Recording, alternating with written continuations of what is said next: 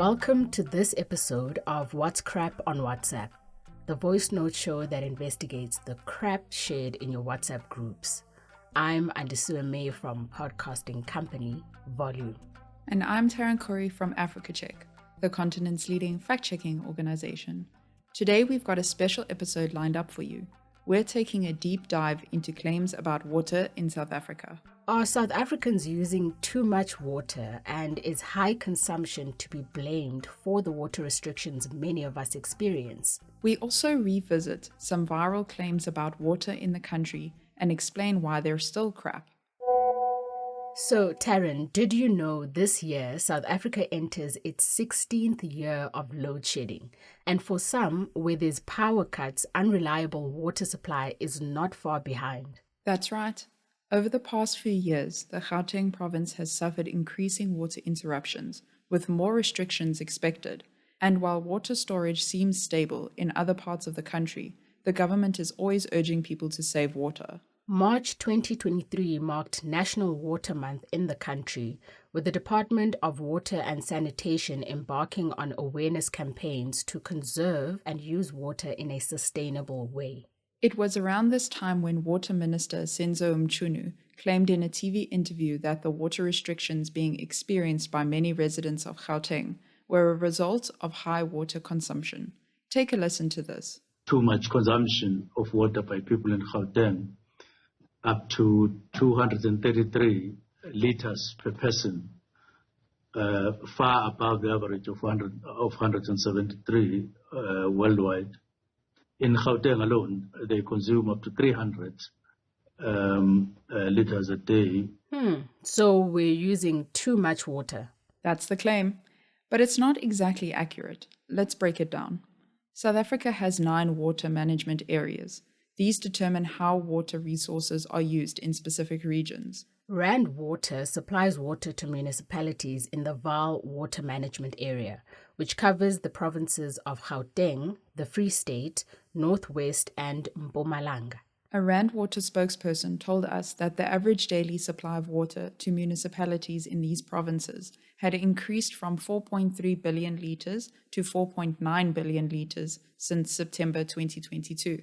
Okay, and since about 17 million people live in the municipalities served by Rand Water, these figures do translate into an average consumption of almost 300 litres per person a day.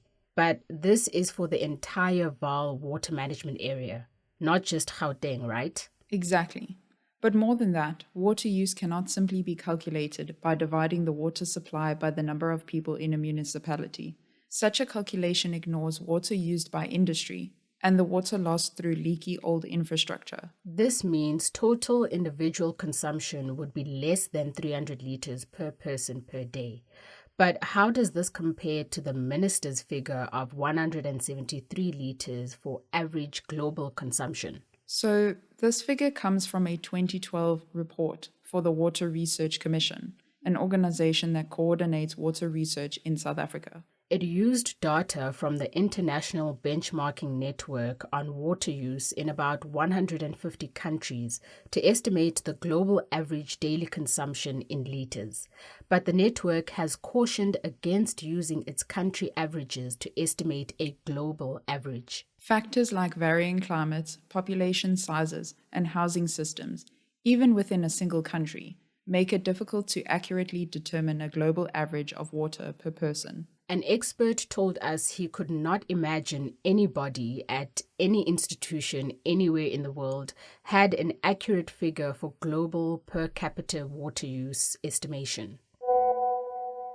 Figures aside, is it possible that water use in Gauteng is still quite high and could be contributing to the need for water restrictions? Well, it's a little more complicated than that. According to various experts, water consumption by consumers in Gauteng is not particularly high. The bigger challenge is the large volume of water that leaks from the distribution system of the dilapidated water infrastructure and does not reach consumers. According to the National Water Services Knowledge System, maintained by the Department of Water and Sanitation, South Africa's non-revenue water ratio was almost 50% in 2021. This is water for which municipalities didn't earn revenue, including water lost through physical leakage, commercial losses, and authorized consumption of water that is not billed. The figure for Gauteng was 42%. To his credit, in his interview, the minister did concede that a gradual upgrade of water infrastructure was needed. He did, but only after identifying water consumption as the main problem and using debunked figures. The risk is that these flawed statistics are used to inform policy and allocate resources. Considering that we are already dealing with water restrictions, it's no wonder other claims about water in South Africa spread like wildfire. What are some of the false claims we should be aware of? Well, one claim that has been circulating for a while is a screenshot of a news story which claims that Mchunu said people can save water and electricity by showering in groups. I remember that one, but the quote was fabricated, right? Yep. A Google reverse image search found no evidence that the quote could be traced to an actual news story by a reputable news organization. A quote like this from a member of the South African cabinet would have made news headlines. That's a great point.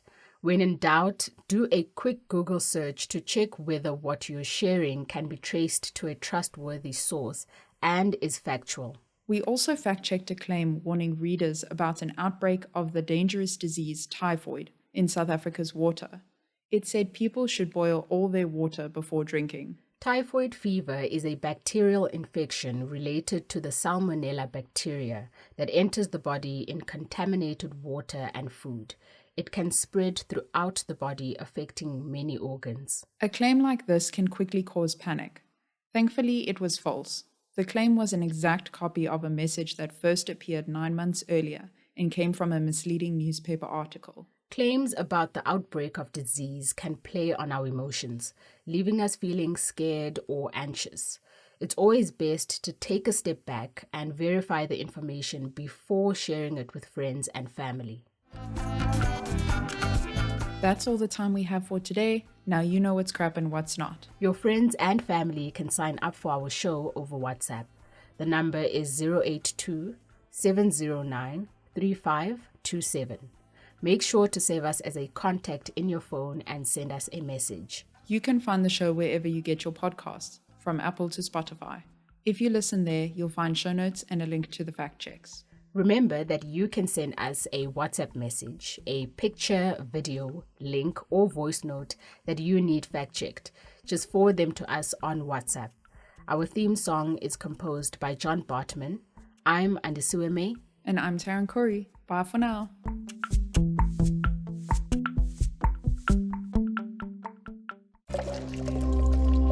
Volume.